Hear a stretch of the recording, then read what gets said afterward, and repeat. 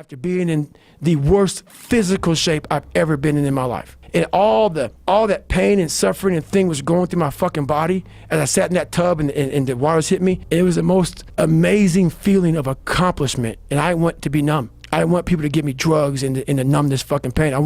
I did this. And as crazy as it sounds, it was the most amazing moment of my entire life. To come from this kid who was mentally torturing himself and was tortured, it's all to this guy now, who was able to overcome such amazing odds and obstacles. And I called Chris Cosmo up, the race director of Badwater, and he said, the idea of a 24-hour race is to run 24 hours. You only ran 19. And he put doubt in my mind that he would let me into Badwater. So a month later or so, about a month and a half later, I went to this race called the Hurt 100. It's a 100-mile race in Hawaii, 26,000 feet of climbing. That was all he said?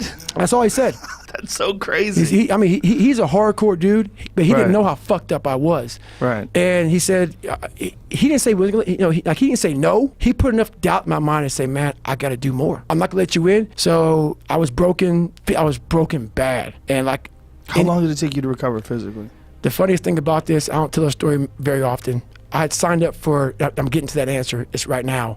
I went on deployment and me and my wife and my mom signed up for the first Las Vegas marathon down the strip of Las Vegas. And that incident happened, so I ran 100 miles before I ran a marathon. 2 weeks later, roughly, December 5th, was this marathon that we all signed up for. I couldn't walk. I could not walk. I was fucked up. So 10 days or 2 weeks after this 100 mile in one race I did, this marathon, December 5th in Las Vegas. I said, you know what, it's the first one, I can't run, maybe I can walk with my mom. So I tried to go out to this little knoll around our grassy area in San Diego.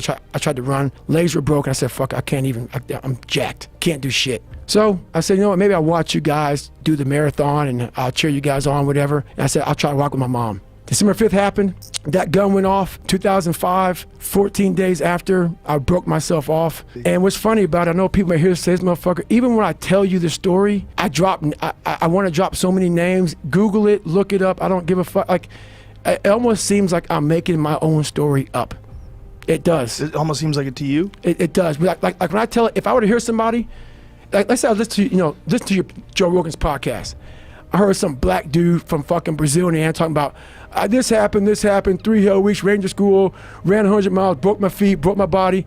I'm like, this mother, he's the biggest fucking liar on the planet. Ain't nobody doing that shit. See, even when I tell my story, it almost sounds like some made up shit. Really weird thing about watching people go through fight camps. And I basically don't train fighters anymore like I used to, just because I don't have time anymore.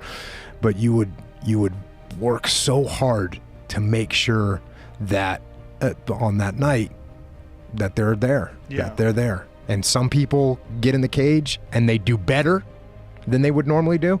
Some people get in the cage and they don't do as good. And Jeremy Stevens is a great example, because especially when he first came out, started training with me, and he's not with us anymore, but when he first started training with us, he was a white belt in jiu-jitsu.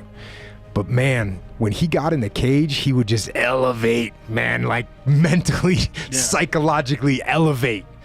And he would perform way better in the cage. And then I've had other fighters that you'd get it, they would be kicking people's asses in training, and then they get in the cage and it's a down step. And it's so hard to see that.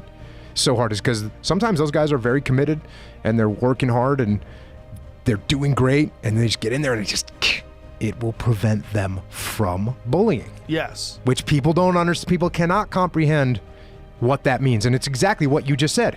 If somebody actually knows how to fight, and you've been humbled, and you've been beat down, and you've been choked, and you know what that feels like, and you know what it means, and you know how that feels, the chances of you, look, you could still be an asshole, but the chances of you becoming a bully are way less than if you're insecure and scared and have trying to make up for your ego by abusing people. That's who becomes bullies. Yes. With kids and with adults. 100%. The more you train, the more secure you are, the smaller your ego is, the more you're able to step back and see things clearly. That's one of the horrible things about that. The George Floyd was the other cops. They're not detached from the situation. They're all wound up in it. And jiu-jitsu teaches you, and fighting teaches you, that if you do that, if you allow yourself to get wrapped up into stuff, you're gonna make bad decisions. I said, well, he just doesn't like me? No, because there's something else for you to do. You can do what those guys do. But at that time, I was suffering from possibility blindness. I couldn't see it. I had the conversation in my head of being labeled educable mentally retarded and failing twice in school. But over the years, experiences continue to peel away, and you wax the floor. You don't put wax on the existing floor.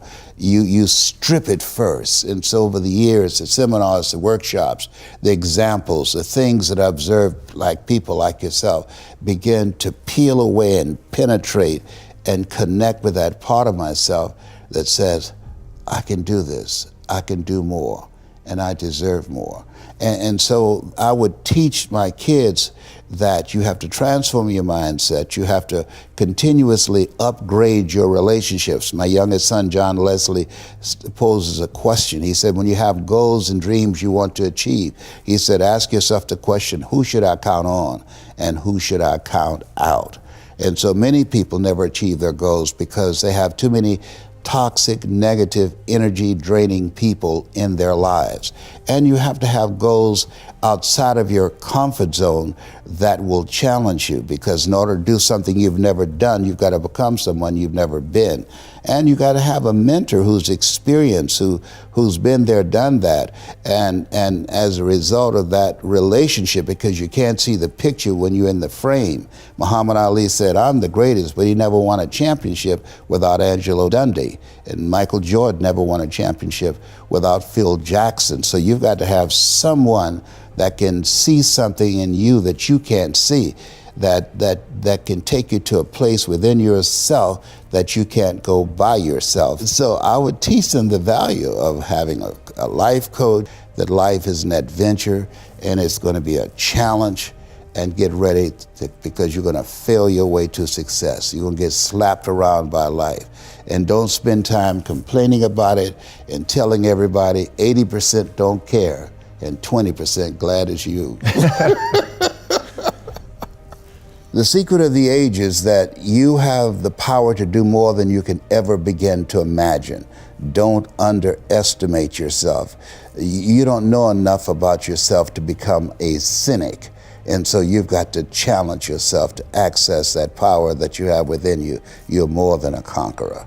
And the other one is a little small book that I don't care how many times I read it, I always get something of value. James Allen, As a Man Thinketh. And they have a female version of it, As a Woman Thinketh. Those are books that I enjoy very much. His experience in the area where he was, and being in prison because of his philosophy of life, didn't make him bitter. You know, we've all heard the saying, things in life will make you bitter or they'll make you better.